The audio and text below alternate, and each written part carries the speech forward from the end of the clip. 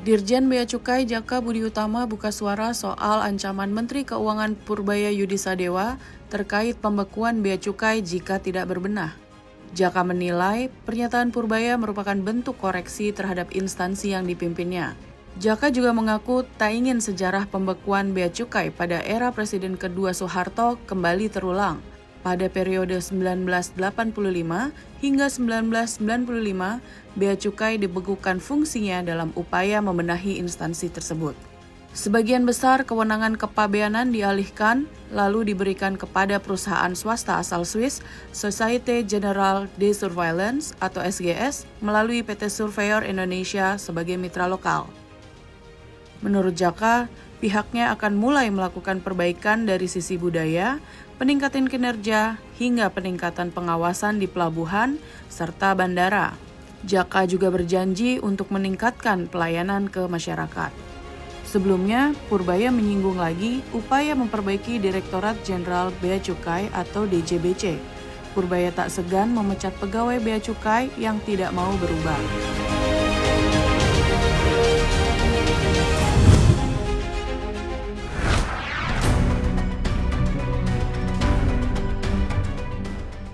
Pekan depan, Kementerian Lingkungan Hidup atau KLH akan memanggil 8 perusahaan yang diduga berkontribusi dalam memperparah banjir di wilayah Sumatera Utara.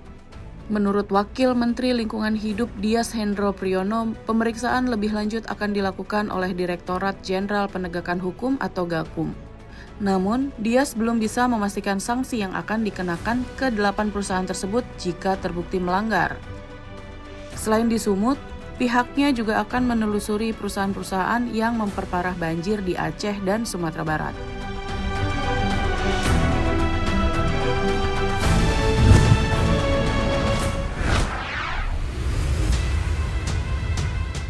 Menteri Energi dan Sumber Daya Mineral atau ESDM Bahlil Lahadalia meminta kepada PT Pertamina Persero untuk mengoperasikan seluruh SPBU di wilayah terdampak bencana di Aceh, Sumatera Utara, dan Sumatera Barat selama 24 jam. Hal ini dilakukan agar kebutuhan masyarakat terlayani dengan maksimal. Bahlil juga menyampaikan permintaan maaf atas pelayanan yang belum maksimal pasca bencana. Ia berkomitmen untuk berupaya menjaga stok BBM aman dan masyarakat dapat terlayani dengan baik. Sementara itu, Direktur Utama PT Pertamina Patra Niaga Mars, Ega Legowo Putra mengatakan akan berusaha agar 90 SPBU di Medan dan sekitarnya bisa kembali beroperasi penuh selama 24 jam. Menurut Ega, BBM di wilayah Medan dan sekitarnya sudah relatif aman karena sudah berhasil mendaratkan 2 kapal untuk sandar dari Terminal BBM atau TBBM Medan karena sudah ada 60 SPBU yang telah beroperasi.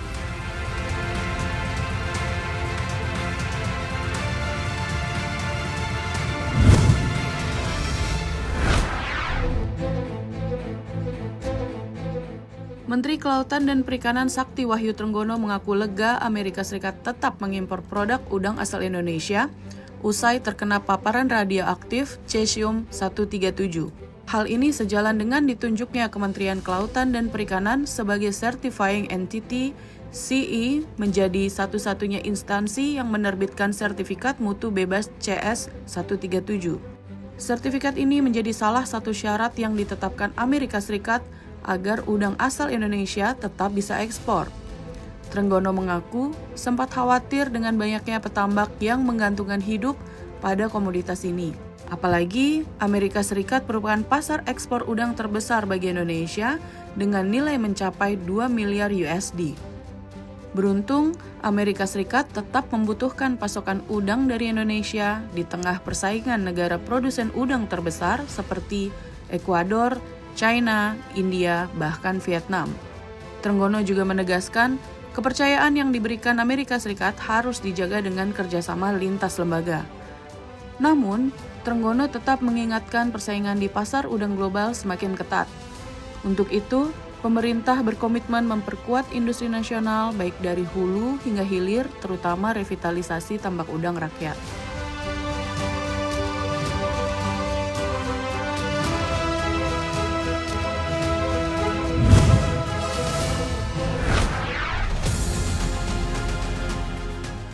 Kebijakan tarif Presiden Amerika Serikat Donald Trump diprediksi bakal menjadi senjata makan tuan.